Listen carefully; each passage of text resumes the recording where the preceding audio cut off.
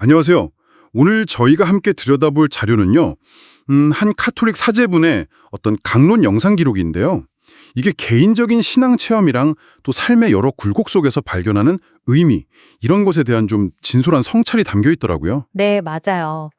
특히 지식 너머의 어떤 영적 체험이라던가 아니면 신앙 여정에서의 그런 블레트 이 빠데니 그 기복을 어떻게 끌어왔는지 그리고 또 카톨릭 신앙의 핵심이라고 할 수 있는 성체성서 의미까지 꽤 깊이 파고드는 내용입니다. 맞아요.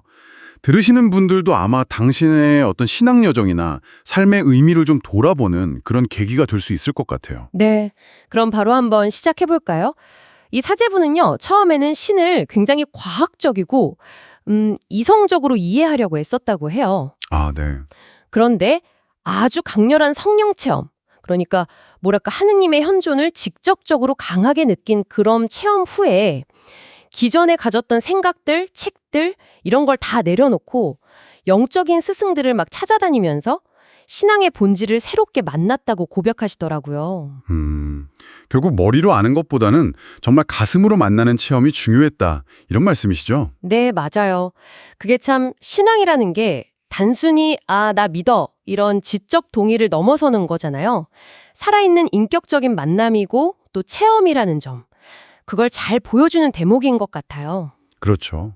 물론 그 체험의 의미를 또 재짚어보고 이해를 넓히려는 노력도 신앙을 풍성하게 만들지만 역시 시작점은 그 생생한 만남에 있는 경우가 많은 것 같습니다.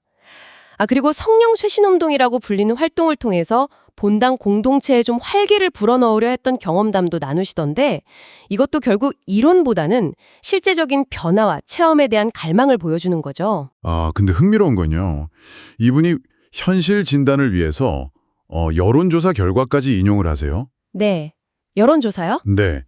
스스로 가톨릭 신자라고 밝히는 사람은 많은데 정작 미사에 꾸준히 참여하거나 성경을 읽는 그러니까 신앙을 실제 생활에서 실천하는 사람의 비율은 그보다 훨씬 낮다. 이 점을 짚어내시는 거죠. 네, 그건 좀 알려진 사실이긴 하죠. 특히 그 팬데믹 시기를 거치면서 있잖아요. 형식적인 신앙활동 참여와 실제적인 어떤 영적 갈망 사이의 간극이 더 벌어졌다. 이렇게 분석을 하세요. 예를 들면 미사에 참여하지 못할 때 정말 간절한 마음으로 예수님과의 일치를 구하는 신령성체나 아니면 하느님을 사랑하는 마음 때문에 죄를 뉘우치는 상등통해 같은 그런 내면의 신심이 오히려 더 중요해졌다. 이런 말씀이신 거죠? 거기서 그 성령 쇄신 기도의 참여자들에 대한 분석이 좀 눈에 띄더라고요. 네, 맞아요. 이분들이 성경 읽기나 미사 참여율도 높고 특히 성체성사, 그러니까 미사 중에 빵과 포도주 형태의 예수님을 모시는 그 예식에서 기쁨을 느끼는 비율이 월등히 높았다는 통계가 있거든요. 오, 그렇군요. 네. 이게 어떻게 보면 능동적이고 체험적인 신앙 활동이 내면의 신앙과 얼마나 깊이 연결될 수 있는지를 보여주는 하나의 사례라고 할 수 있겠죠. 근데 물론 이런 활동 참여 여부만으로 신앙의 깊이를 다 판단할 수는 없을 거예요.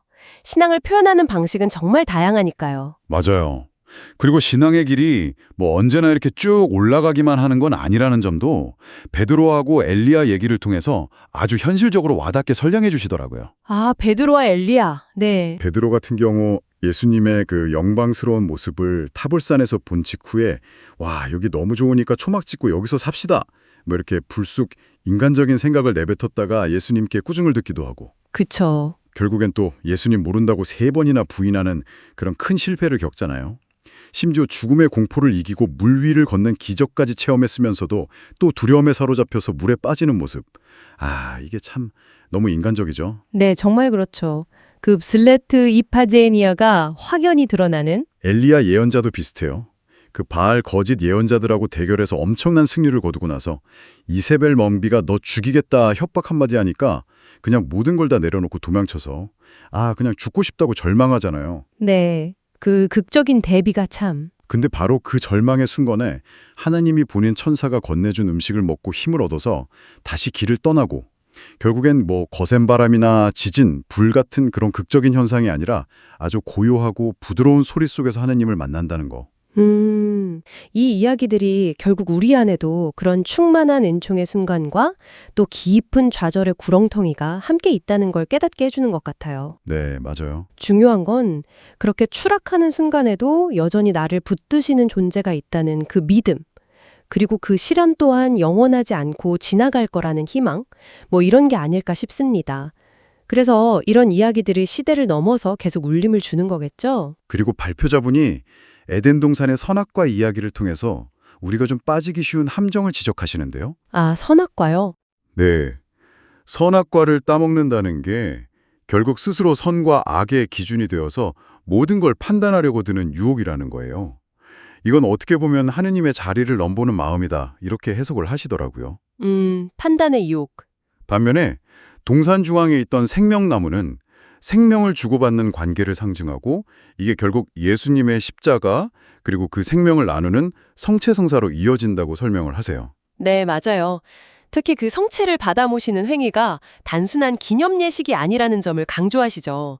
가톨릭에서는 이걸 실체 변화라고 하는데 빵과 포도주의 외적인 형태는 그대로 있지만 그 본질 자체가 정말 그리스도의 몸과 피로 변화한다는 믿음이거든요. 아, 실체 변화. 네, 이걸 통해서 생명 그 자체이신 그리스도를 우리 안에 직접 모시는 거죠.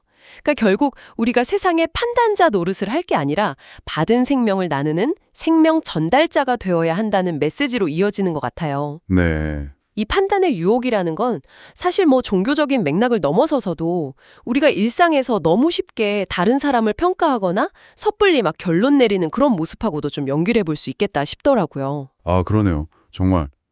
이렇게 개인의 어떤 신앙 여정이나 내면의 체험을 쭉 강조하시다가 또 한편으로는 교회가 현실 속의 다양한 필요에 응답하려는 모습도 아주 짧게 언급이 됐었어요. 네, 어떤 내용이었죠? 예를 들면 한국 카톨릭 교회 안에 선원들이나 그 가족들을 돌보는 해양사목 담당 주교님, 정신철 주교님이 임명되었다는 소식인데요.